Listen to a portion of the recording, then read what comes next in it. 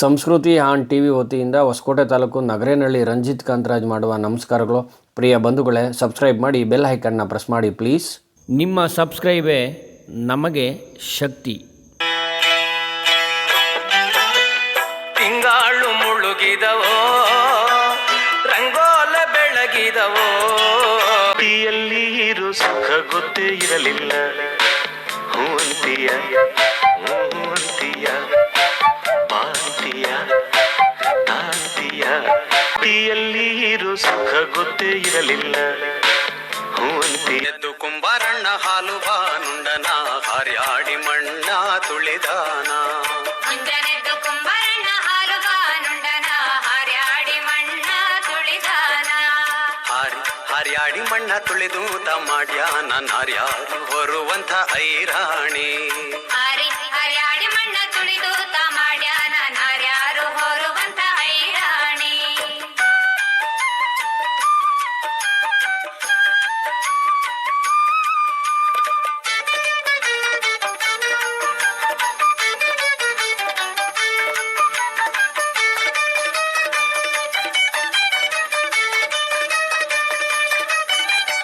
ಹೊತ್ತಾರೆದ್ದು ಕುಂಬಾರಣ್ಣ ತುಪ್ಪ ಬಾನುಂಡನ ಘಟ್ಟಿಸಿ ಮಣ್ಣ ತುಳಿದಾನ.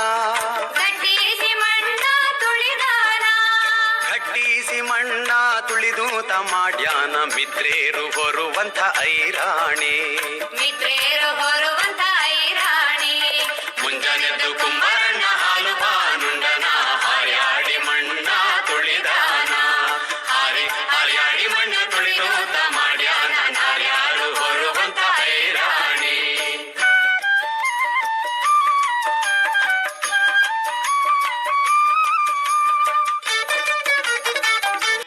ಇವತ್ತಿನ ಕಾರ್ಯಕ್ರಮ ದೇವನಹಳ್ಳಿ ತಾಲೂಕಿನಲ್ಲಿ ಸರ್, ಇದು ರಾಜ್ಯ ಮಟ್ಟದ ಕಾರ್ಯಕ್ರಮ. ಎಲ್ಲ ಡಿಸ್ಟಿಕ್ಲಲ್ಲೂ ಆಗ್ತಾ ಇತ್ತು. AMF ಅವ್ರಿಗೆ, ನಮ್ಮ SP ಮುನ್ರಾಜ್ ಅವ್ರಿಗೆ, ನಮ್ಮ ಬೆಂಗಳೂರು ಡೈರಿ ಡೈರೆಕ್ಟರ್ ಆಗಿರೋದ್ರಿಂದ ನಾವು ಅವ್ರ ಹತ್ರ ಹೋದ್ರಿ. ಅವರು ನಮಗೆ ಸಾಥ್ ಕೊಟ್ಟರು. ಜಗಣ್ಣವ್ರ ಹತ್ರ ಹೋದ್ರಿ, ಅವರು ನಮಗೆ ಬೆಂಬಲ ಕೊಟ್ಟರು. ಎಲ್ಲ ದೇವನಹಳ್ಳಿ ಟೌನ್ ಎಲ್ಲ ಬೆಂಬಲ ಸಿಕ್ತು. ಆಮೇಲೆ ನಮ್ಮ KH ಮುನಿಯಪ್ಪಣ್ಣವ್ರ ಹತ್ರ ಹೋದ್ರಿ, ಅವರು ನಮಗೆ ಸಾಥ್ ಕೊಟ್ಟರು. ಹಾಗೂ DK ಸುರೇಶಣ್ಣವ್ರ ಹತ್ರ ಹೋದ್ರಿ, ಅವರು ನಮಗೆ ಸಾಥ್ ಕೊಟ್ಟಿದ್ದಾರೆ. ಹೊಸಕೋಟೆ ಶರತ್ ಬಚ್ಚೇಗೌಡರ ಹತ್ರ ಹೋದ್ರಿ, ಅವ್ರಿಗೂ ಹೇಳಿದ್ರಿ, ಅವರು ನಮಗೆ ಬರ್ತೀನಿ ಅಂತ ಹೇಳಿದ್ರು. ಎಲ್ಲರೂ ಸೇರಿ ಈ ಕಾರ್ಯಕ್ರಮ ಹಮ್ಮಿಕೊಂಡಿದ್ದೀರಿ. ಭಾಳ ಯಶಸ್ವಿಯಾಗಿ ಈ ಕಾರ್ಯಕ್ರಮ ನಡೀತಾ ಇದೆ. ಡಾಕ್ಟ್ರುಗಳು ನಮಗೆ ಒಳ್ಳೆಯ ಸಾಥ್ ಕೊಟ್ಟಿದ್ದಾರೆ. KMF ಡಾಕ್ಟ್ರುಗಳು ಒಳ್ಳೆಯ ಸಾಥ್ ಕೊಟ್ಟಿದ್ದಾರೆ. ಇವೆಲ್ಲ ಅನುಸರಿಸಿ ನಾವು ಈ ಕಾರ್ಯಕ್ರಮ ಹಮ್ಮಿಕೊಂಡಿದ್ದೀರಿ. ಸರ್ ನಮಸ್ಕಾರ. ನಮಸ್ತೆ ಸರ್. ಸರ್, ಇವತ್ತಿನ ಕಾರ್ಯಕ್ರಮದ ಬಗ್ಗೆ ತಾವೇನು ಹೇಳಕ್ಕೆ ಇಷ್ಟಪಡ್ತೀರಾ ಸರ್? ಹಾಲು ಕರೆಯುವಂಥ ಸ್ಪರ್ಧೆ ಇದು. ಓಕೆ. ಹಸುಗಳು 26-27 ಹಸ ಬಂದಿದೆ. ಅಂದರೆ ಸ್ಟೇಟಿಂದ ಎಲ್ಲ ಒಳ್ಳೆ ಎಲ್ಲ ಕಡೆಯಿಂದನೂ ಎಲ್ಲ ಕಡೆಯಿಂದನೂ ಬಂದಿದೆ. ಓಕೆ. ಚನ್ನರಾಯಪಟ್ಟಣದಿಂದ ಹಿಡಿದು ಬೆಂಗಳೂರು, ಆನೇಕಲ್ಲು ಎಲ್ಲ ಸುತ್ತಮುತ್ತ, ಅಂದರೆ ನಗರದಲ್ಲಿ ಒಳ್ಳೆ ಹಸುಗಳು ಬಂದಿದ್ದು ನಮ್ಮ ದೇವನಹಳ್ಳಿ ನಗರದಲ್ಲಿ. ಇದು ವೇಣುಗೋಪಾಲ ಸ್ವಾಮಿ ಗೋಪಾಲಕರ ಸಂಘ ಅಂತ. ಅಂದರೆ ದೇವನಹಳ್ಳಿ ಎಷ್ಟು ವರ್ಷದಿಂದ ಈ ಥರದ್ದು ಮಾಡ್ತಾ ಇದ್ದಾರೆ? ಮೊದಲನೇ ವರ್ಷ ಇದು. ಏರಿಯಾ ಅಧ್ಯಕ್ಷರು ನಮ್ಮ ಕೃಷ್ಣಣ್ಣವರೇ, ಎಲ್ಲ ಅವರ ಸಂಗಡಿಗರು, ಅಂದರೆ ಎಲ್ಲ ಮೆಂಬರ್ಸ್ ಎಲ್ಲ ಸೇರಿ ಮಾಡಬೇಕು ಅಂತೇಳಿ ತೀರ್ಮಾನ ತಗೊಂಡಿದ್ರು. ನಮ್ಮ ಹತ್ರ ಎಲ್ಲ ಬಂದು ಕೇಳಿದಾಗ ಮಾಡಿದೆ ಅಂತೇಳಿ ನಾವೆಲ್ಲ ಒತ್ತು ಕೊಟ್ವಿ, ಜೊತೆಯಲ್ಲಿದ್ದೀವಿ. ಅದೇ ರೀತಿ ಕೂಡ KMF ಕಡೆಯಿಂದನೂ ಕೂಡ ಸಪೋರ್ಟ್ ಮಾಡಿದ್ದಾರೆ. ಅದೇ ರೀತಿ ನಮ್ಮ KMF ಸದಸ್ಯರು ಮುನ್ರಾಜು ಅಂತ, ಸಾವಕನಹಳ್ಳಿ ಮುನ್ರಾಜು, ಅವರು ಕೂಡ ಜೊತೆಯಲ್ಲಿ ಕೆಲಸ ಮಾಡೋರೆ. ಭಾಳಷ್ಟು ಜನ ಇದಕ್ಕೆ ಸ್ಪಂದಿಸವ್ರೆ. ನಿಜವಾಗ್ಲೂ ಎಲ್ಲರಿಗೂ ಒಳ್ಳೇದು ಮಾಡಲಿ ಅಂತ ನಾನು ದೇವ್ರು ಕೇಳ್ಕೊತೀನಿ. ನಿಜವಾಗ್ಲೂ ಹಾಲು ಕರೆದು ಅದನ್ನು ಜನರಿಗೆ ನೋಡಿಸ್ಬೇಕು ಅನ್ನೋ ಒಂದು ಉದ್ದೇಶದಿಂದ ಭಾಳಷ್ಟು ಕಷ್ಟಪಟ್ಟು ಇಷ್ಟಪಟ್ಟು ಬಂದಲ್ಲಿ ಕೆಲಸ ಮಾಡ್ತಾರೆ. ಭಾಳ ಚೆನ್ನಾಗಿರ್ತದೆ. ನಾನು 3 ದಿವಸಗಳಿಂದ ಜೊತೆಯಲ್ಲಿದ್ದೀನಿ, ನೋಡಿದೆ, ಭಾಳ ಚೆನ್ನಾಗಿತ್ತು. ಒಳ್ಳೆಯದಾಗಲಿ ಎಲ್ರಿಗೂ ಅಂತ. ಈಗ ಈ ಕಾರ್ಯಕ್ರಮಕ್ಕೆ ನಮ್ಮ KMF ಅಧ್ಯಕ್ಷರು ಸುರೇಶ್ ಅಣ್ಣವ್ರು ಬರ್ತಾರೆ, ನಮ್ಮ KH ಮುನಿಯಪ್ಪ ಸಾಹೇಬರು ಬರ್ತಾಯಿದ್ದಾರೆ ಈಗ, ಆಮೇಲೆ ನಾಗರಾಜ್ ಯಾದವ್ ಬರ್ತಾಯಿದ್ದಾರೆ, ಆಮೇಲೆ ಶರತ್ ಬಚ್ಚೇಗೌಡರು ಬರ್ತಾಯಿದ್ದಾರೆ.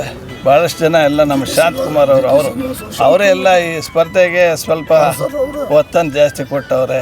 ಆಮೇಲೆ ಎಲ್ಲ ಪ್ರೈಸಸ್ ಅವ್ರಿಗೆ ಕೊಡ್ತಾಯಿದ್ದಾರೆ. ಶಾಂತಕುಮಾರ್ ಅಂತ ಭಾಳ ಚೆನ್ನಾಗಿ ಮಾಡವ್ರೆ.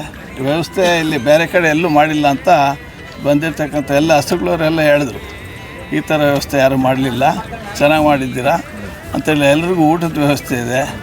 ಅಂದರೆ 3 ದಿವಸದಿಂದ ಊಟ ತಿಂಡಿ ಕಾಫಿ ಎಲ್ಲ ಇದೆ. ಅದ್ರ ಜೊತೆಲಿ ಹಸುಗಳಿಗೆ ಏನು ಮೇವು ಬೇಕೋ ಅದನ್ನು ಎಲ್ಲ ಅವ್ರವ್ರು ತಂದಿರ್ತಾರೆ. ಅದನ್ನು ತಯಾರು ಮಾಡಿ ಹಾಲು ಕರೆಯುವಂಥ ವಿಚಾರ ಇದು. ಅದರಿಂದ ಅವರು ಸ್ವಂತ ಯಾವ ರೀತಿ ಬೇಕು ಹಸುನ ಅದಕ್ಕೆ ಮೇವೇನು ಕೊಡಬೇಕು ಕೊಟ್ಟು ಹಾಲು ಕರೆಯುವಂಥ ಕೆಲಸ ಅವ್ರದ್ದೇ. ಇನ್ನು ಉಳಿದಿದ್ದೆಲ್ಲ ನಮ್ಮದೇ ಜವಾಬ್ದಾರಿ. ಅಂದರೆ ನಮ್ಮ ಅಧ್ಯಕ್ಷರು ನಾವು ಜೊತೆಯಲ್ಲೆಲ್ಲ ಇದ್ದು ಕೆಲಸ ಮಾಡಿದ್ರಿ. ಅಂದರೆ ಇದರಲ್ಲಿ ನಾಗರಾಜು ಇವರು ಯಾರು ಭಾಳಷ್ಟು ಜನ ಇದ್ದಾರೆ, 26 ಜನ ಸದಸ್ಯರಿದ್ದಾರೆ. ಎಲ್ಲ ಸೇರಿ ಜೊತೆಯಲ್ಲಿ ಒಳ್ಳೆ ಕೆಲಸ ಮಾಡೋರು ಅಂತ ನಾನು ಹೇಳೋಕ್ಕೆ ಇಷ್ಟಪಡ್ತೀನಿ. ಹಾಲು ಕರೆಯ ಸ್ಪರ್ಧೆಯಲ್ಲಿ ಈಗೆಲ್ಲ ಇರಬೇಕು, ಎಲ್ಲಿಂದ ಬಂದಿದ್ದಾರೆ ಅಂತಕ್ಕಂಥ ರೈತ ಬಂದವರು ವಿಚಾರಗಳನ್ನು ತಮ್ಮ ಮುಂದೆ ಹಂಚ್ಕೊಂಡಿದ್ದಾರೆ. ಸರ್ ನಿಮಗೆ ತುಂಬ ದೂರದ ಧನ್ಯವಾದಗಳು. ಒಳ್ಳೆ ಸರ್, ನಿಮ್ಗೆ ಒಳ್ಳೆಯದಾಗಲಿ ಸರ್. ಓಕೆ. ಶಿಲ್ಘಟ್ಟ ತಾಲೂಕು ಜಮಕೋಟೆ ಕ್ರಾಸ್ ಅದು ಹೊಸಪೇಟೆ ಅಂತ, ಚಂದ್ರಶೇಖರ್ ಅಂತ ಹೆಸರು. ಎಲ್ಲ ರೈತರ ಇಲ್ಲಿ ವೇಣುಗೋಪಾಲ ಸ್ವಾಮಿ ಸಂಘ ಮಾಡಿ ಎಲ್ಲ ಹಾಲು ಕರೆಯೋ ಸ್ಪರ್ಧೆ ಮಾಡಿದ್ದೀರಿ. ಇಲ್ಲಿರ್ತಕ್ಕಂಥದ್ದು ನಿಮ್ಮದೇ ಹಸನ? ಹಾಂ, ನಮ್ಮದೇ ಹಸ. ನಾನು ಬಿಟ್ಟಿದ್ದೀನಿ ಸರ್. ಲೀಟ್ರ್ ಹಾಲು ಕರಿಬೋದು? ಬೆಳಗ್ಗೆ 25 ಲೀಟ್ರ್ ಬಂದಿದೆ ಸರ್ ನಮ್ಮದು. 25 450. ಯಾವ ಥರದ ತಿಂಡಿ? ಮಾಮೂಲಿ ಪೀಡು ಮೇಯಿಸೋ ಜೋಳ ಹಾಕಿದ್ರೆ ಸಾಕು, ಚೆನ್ನಾಗಿ ಮೇಯಿಸಿದ್ರೆ ಸಾಕು. ಈಗ ಜಮಕೋಟೆ ಹತ್ರ ಇರ್ತಕ್ಕಂಥ ಹೊಸಪೇಟೆಯಿಂದ ನೀವು ಬಂದಿದ್ದೀರಾ, ಶಿಲ್ಘಟ್ಟ ತಾಲೂಕಿಂದ? ಸರ್, ಕಾರ್ಯಕ್ರಮ ಬಂದ್ಬಿಟ್ಟು ಒಂದು ರೈತರಿಗೆ ಒಂದು ಉತ್ತೇಜನ ಆಗಲಿ ಅಂದ್ಬಿಟ್ಟು ಈ ದೇವನಹಳ್ಳಿ ಭಾಗದಲ್ಲಿ ಮೊದಲನೇ ವರ್ಷ ಭಾಳ ಅದ್ಧೂರಿಯಾಗಿ, ಭಾಳ ಸ್ಟ್ರಿಕ್ಟಾಗಿ, ಭಾಳ ಅಚ್ಚುಕಟ್ಟಾಗಿ ಒಂದು ಹಾಲು ಕರೆಯೋ ಸ್ಪರ್ಧೆ ಮಾಡಿದ್ದಾರೆ. ಇದರಲ್ಲಿ ಒಂದು ಸ್ಪೆಷಾಲಿಟಿ ಏನು ಅಂದರೆ, ಹಲವಾರು ಕಡೆ ಇವತ್ತು ಮೆಡಿಸನ್ನೆಲ್ಲ ಹಾಕಿ ಅಥವಾ ಡ್ರಿಪ್ಸೆಲ್ಲ ಹಾಕಿ ಹಾಲನ್ನ ಕರೆಯೋದು ಇನ್ನೊಂದು ಇರ್ತದೆ. ಬಟ್ ಈ ದೇವನಹಳ್ಳಿ ಭಾಗದಲ್ಲಿ ಇವತ್ತು ಏನು ಈ ಸ್ಪರ್ಧೆ ಮಾಡಿದ್ದಾರೆ, ಯಾವ ಮಟ್ಟಕ್ಕೆ ಸ್ಟ್ರಿಕ್ಟ್ನೆಸ್ ಇದೆ ಅಂದರೆ ಒಂದೇ ಒಂದು ಇಂಜೆಕ್ಷನ್ ಕೂಡ ಒಂದು ಹಾಕಂಗಿಲ್ಲ. ಯಾವ ರೀತಿ ಒಬ್ಬ ಮನುಷ್ಯನ ಸಾಮರ್ಥ್ಯ ಮತ್ತು ಪ್ರಾಣಿಯ ಸಾಮರ್ಥ್ಯ ಏನಿರ್ತದೆ ಅದನ್ನು ಸಾಬೀತು ಮಾಡೋದಕ್ಕೆ ಇದೊಂದು ವೇದಿಕೆ. ಈ ವೇದಿಕೆಯಲ್ಲಿ ಒಬ್ಬ ರೈತ ಆಗಿರೋನು ತನ್ನಲ್ಲಿರೋತಕ್ಕಂಥ ಹಸುನಲ್ಲಿರೋತಕ್ಕಂಥ ಕೆಪಾಸಿಟಿ ಏನಿದೆ, ಅದರಲ್ಲಿರೋತಕ್ಕಂಥ ಸಾಮರ್ಥ್ಯ ಏನಿದೆ ಅದನ್ನು ಪ್ರೂವ್ ಮಾಡ್ಬೋದು. ಸೊ ಆ ರೀತಿಯಲ್ಲಿ ಈ ನಮ್ಮ ದೇವನಹಳ್ಳಿ ಭಾಗದಲ್ಲಿ ಈಗ ಮೊದಲನೇ ವರ್ಷ ಮಾಡಿರೋದು. ಮುಂದಿನ ದಿನಗಳಲ್ಲಿ ಇದು 10 ವರ್ಷ, 15, 20 ಆಗಿ 100 ವರ್ಷ ಆಗಲಿ. ಹಲವಾರು ಜನ ರೈತರಿಗೂ ಗೊತ್ತಾಗಲಿ. 25 ಲೀಟ್ರ್ ಬರೀ 25 ಲೀಟ್ರು 30 ಲೀಟ್ರಿಗೆ ಸೀಮಿತ ಅಂದ್ಕೊಂಬಿಟ್ಟಿದ್ದಾರೆ. ಬಟ್ ಇವತ್ತಿನ ದಿನದಲ್ಲಿ ನಮ್ಮಲ್ಲೇನೇ ಒಂದು ದಿನಕ್ಕೆ 50, 55, 60 ಲೀಟ್ರು ಒಂದು ದಿನಕ್ಕೆ ಕರೆಯುವಂಥ ಹಸು ಇದೆ ಅನ್ನೋದೂ ಒಂದು ರೈತರಿಗೆ ಮನವರಿಕೆ ಆಗಲಿ ಅಂತಕ್ಕಂಥ ವಿಚಾರವನ್ನು ನೀವು ಹೇಳಿ. ಸೊ ಆ ರೀತಿಯಲ್ಲಿ ಭಾಳ ಒಂದು ಒಳ್ಳೆಯ ಕಾರ್ಯಕ್ರಮ ಸರ್. ಈ ಹೈನುಗಾರಿಕೆಗೆ ಅಂತ ಬಂದಾಗ ನಾವು ಮೊಟ್ಟ ಮೊದಲನೇದಾಗಿ ನಾವು ಏನು ಆ ಪ್ರಾಣಿಗೆ ಏನು ಬೇಕು ಸೈಂಟಿಫಿಕ್ಕಾಗಿ ಫೀಡ್ಸ್ ಬಂದಿದೆ. ಈ ರವೆ ಬೂಸ, ಚಕ್ಕೆ ಬೂಸ, ಕಳ್ಳೆ ಒಟ್ಟು ಅಂದ್ಕೊಂಡು ಇನ್ನೂ ಹಳೇ ಕಾಲ ಸಂಸ್ಕೃತಿ ಏನಿದೆ ಅದನ್ನು ಬಿಟ್ಟು ಆಧುನಿಕತೆ ಅಂತ ಬಳಸಿ ಕಮ್ಮಿ ಹಸುವಿನಲ್ಲಿ ಜಾಸ್ತಿ ಹಾಲು ಪಡಿಬೇಕು. ಪ್ರಪಂಚದಲ್ಲಿ ಏನೇ ಬೀಳ್ಬೋದು, ಹಾಲು ಅನ್ನೋದು ಬೀಳಲ್ಲ ಸರ್. ಪ್ರಪಂಚದಲ್ಲಿ ಎಲ್ಲ ನಿಂತೋದ್ರು ಹಾಲು ಅನ್ನೋದು ನಿಲ್ಲಲ್ಲ ಸರ್. ಇದಕ್ಕಿಂತ ಒಂದು ದೊಡ್ಡ ಬಿಸ್ನೆಸ್ಸು ಪ್ರಪಂಚದಲ್ಲಿ ಯಾವುದೂ ಇಲ್ಲ ಸರ್. ನಿಮಗೆ ಒಂದು ಮಾಹಿತಿ ಹೇಳ್ತೀನಿ. ನಮ್ಗೆ ಹಾಲಲ್ಲಿ ಗೊತ್ತಿರೋದು ಹಾಲು, ಬೆಣ್ಣೆ, ತುಪ್ಪ, ಮೊಸರು, ಚೀಸ್, ಬಟರ್, ಇನ್ನೊಂದು ಮತ್ತೊಂದು ಇರ್ಬೋದು. 1882 ವೆರೈಟಿ ಮಾಡ್ಬೋದಂತೆ ಒಂದು ಹಾಲಲ್ಲಿ. ಇದೇ ರೀತಿಯಲ್ಲಿ ನಮ್ಮ ಈ ನ್ಯೂಜಿಲ್ಯಾಂಡು, ಕೆನಡಾದಲ್ಲೇನಿದೆ highest milk production, highest dairy farmers ಇರೋದು ಅಲ್ಲೇನೇನೆ. ಎಷ್ಟು ಕೋಟ್ಯಾಧಿಪತಿಗಳು ಇದ್ದಾರೆ ಅಂದರೆ, ಅತಿ ಹೆಚ್ಚು ಕೋಟ್ಯಾಧೀಶ್ವರರು ಯಾರ್ಯಾರಿದ್ದಾರೆ ಅವರ ಬ್ಯಾಕ್ಗ್ರೌಂಡ್ ಬಂದು ಮೂಲತಃ ಡೈರಿ ಫಾರ್ಮಿಂಗ್. ಯಾರೋ ಮಾಡ್ತಾರೆ ಅಂತ ಹೇಳಿದಾದ್ಮೇಲೆ ನಮ್ಮ ಕರುನಾಡು ಎಲ್ಲದಕ್ಕೂ ಏನಿದೆ ಸಪೋರ್ಟ್ ಮಾಡ್ತದೆ. ಒಳ್ಳೆ ಕ್ಲೈಮೇಟ್ ಇದೆ, ಒಳ್ಳೆ ವಾತಾವರಣ ಇದೆ, ಬೆಳೆ ಬೆಳಿಬೋದು, ಎಲ್ಲದಕ್ಕೂ ಚೆನ್ನಾಗಿದೆ, ಮಳೆ ಚೆನ್ನಾಗಿದೆ, ಬೆಳೆ ಚೆನ್ನಾಗಿದೆ. ಸೊ ಅತ್ಯುತ್ತಮವಾಗಿ ನಮ್ಮ ಕರ್ನಾಟಕ ಮುಂದಿನ ದಿನಗಳಲ್ಲಿ ನಮ್ಮ ರೈತರು ಕೂಡ ಮನೆಯಲ್ಲೂ ಹಸು ಕಟ್ಟಲಿ ಅನ್ನೋದು ಹಳೆ ಕಾಲದಲ್ಲಿ ಇತ್ತಲ್ಲ, ಆ ಪದ್ಧತಿ ಬರಬೇಕು. ಆ ಪದ್ಧತಿ ಮುಖಾಂತರ ನಾವು ಕೇಳ್ಕೊಳ್ಳೋದು ಎಲ್ಲರೂ ಚೆನ್ನಾಗಿರಲಿ, ಹೈನುಗಾರಿಕೆ ಮುಂದುವರಿಲಿ, ಹೈನುಗಾರಿಕೆ ಬೆಳೀಲಿ. ಡಯಾಬಿಟಿಕ್ಗೆ ಯೂಸ್ ಮಾಡ್ತಾರೆ. ಇದಕ್ಕೆ ಹಸುಗಳಲ್ಲಿ ರಿಪ್ರೊಡಕ್ಟಿವ್ ಮತ್ತು ಡೈಜೆಸ್ಟಿವ್ ಜೀರ್ಣಕ್ರಿಯೆ ಮತ್ತು ಇದಕ್ಕೆ ಯೂಸ್ ಮಾಡ್ತೀವಿ. ಹಸುಗಳಿಗೆ ಹ್ಯೂಮನ್ಸ್ಗೂ ಕೂಡ ನಮಗೂ ಕೂಡ ನಾವೇನು ಮಾಡ್ತೀವಿ, ಇದನ್ನು ಪುಡಿ ಮಾಡಿಬಿಟ್ಟು ಸ್ಟೋರ್ ಮಾಡಿ ಇಟ್ಕೊಳ್ತೀವಿ, ಯೂಸ್ ಮಾಡ್ತೀವಿ. ಡಯಾಬಿಟಿಕ್ ಇದೂ ಅಷ್ಟೇ ಆಡಿಸೋಗೆ ಡೈಜೆಸ್ಟಿವ್ ಸಿಸ್ಟಮ್ನ ಯೂಸ್ ಮಾಡ್ತೀವಿ. ಇಜ್ಜು ಮಕ್ಕಳಿಗೆ ಬಾವು ಟೈಮಲ್ಲಿ ಯೂಸ್ ಮಾಡ್ತೀವಿ. ಕೆಲವು ಸಲ ಮೆಡಿಸಿನ್ ಕೊಟ್ಟೆಲ್ಲ ಮೆಡಿಸಿನ್ ಬಗ್ಗೆ ರಿಜಿಸ್ಟರ್ಸ್ ಬಂದುಬಿಡುತ್ತೆ. ಪ್ರತಿ ಸಲ ಮೆಡಿಸಿನಾಗ ರಿಯಾಕ್ಷನ್ ಕೊಡಲ್ಲ. ಅವಾಗ ಏನು ಮಾಡ್ತೀವಿ, ಪೂರ್ತಿ ಗರ್ಭ ಕ್ಲೀನಾಗಿ ಇನ್ನೊಂದು ಸಲ ಬೆರೆಯಾಗಿ ಬರಲಿ, ಚೆನ್ನಾಗಿ ಸೊನೆ ಆಡಲಿ ಅಂತ ನಾವು ಇದನ್ನ ಮುಂಚೆಯಿಂದ ಪಾಲಿಸ್ಕೊಂಬಂತ ಬರ್ತಿದ್ದೀವಿ. ಪೂರ್ತಿ ಗರ್ಭ ಎಲ್ಲ ಕ್ಲೀನ್ ಆಗುತ್ತೆ. ನೆಕ್ಸ್ಟು ಹೀಟ್ ಬರೋ ಥರ ರೆಡಿ ಮಾಡೋಕ್ಕೆ ಸ್ಟಾರ್ಟ್ ಆಗುತ್ತೆ. ಆಮೇಲೆ ಹೀಟ್ ಬಂದಾಗ ನೀಟಾಗಿ ಸೊನೆ ಆಡಲಿ, ಪೂರ್ತಿ ಒಳಗಡೆ ಎಲ್ಲ ಓವರೀಸ್ ಅಂತ ಇರ್ತವೆ, ಅಣ್ಣಾಂಶ ಇರ್ತಿರ್ತವೆ. ಅದರಿಂದನೇ ಮೊಟ್ಟೆ ಹೊಡೆದು ನಾವು ಕೊಡೋ ಸೆಮೆನ್ 2 ಸೇರಿಸಿ ಕರು ಆಗೋದು. ಅವೆರಡಕ್ಕೂ ಹೆಲ್ಪ್ ಆಗಲಿ ಅಂತ ನಾವು ಇದನ್ನು ಕೊಡ್ತೀವಿ. ಈಗ ತುಂಬ ಸಲ ಏನು ಮಾಡ್ತಾರೆ, ಈಗ ನಾವು ಬೇರೆ ಎಲ್ಲ ಟ್ರೀಟ್ಮೆಂಟ್ ಮಾಡ್ಬೇಕಾದ್ರೆ ಬರೀ ಯಾವ ಹೀಟ್ ಕುಂತ ಇಲ್ವಾ ಅಥವಾ ಪದ ಸೆಟ್ ಆಗ್ತಾ ಇಲ್ವಾ, ಬರೀ ಅವ್ನು ಹಾಕು ಹಾರ್ಮೋನ್ ಇಂಜೆಕ್ಷನ್ ಹಾಕು, ಒಂದು ಯಾವುದೋ ಇಂಜೆಕ್ಷನ್ ಹಾಕಿಬಿಟ್ಬಿಡ್ತಾರೆ. ಪ್ರತಿ ಸಲ ಹಾಕೋದ್ರೆ ಏನಾಗುತ್ತೆ ಗೊತ್ತಾ, ಈಗ ಒಂದು ಇಂಜೆಕ್ಷನ್ ಕೊಟ್ಟಿರ್ತೀವಿ, ಆ ಹಸುವಿನ ದೇಹ ಏನು ಮಾಡುತ್ತೆ, ಆ ಇಂಜೆಕ್ಷನ್ಗೆ ಹೋರಾಡೋ ಶಕ್ತಿ ಕಣ್ಕೊಂಡ್ಬಿಡುತ್ತೆ.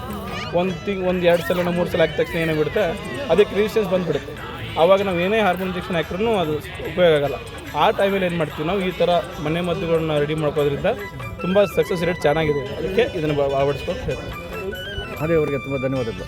Thank you sir.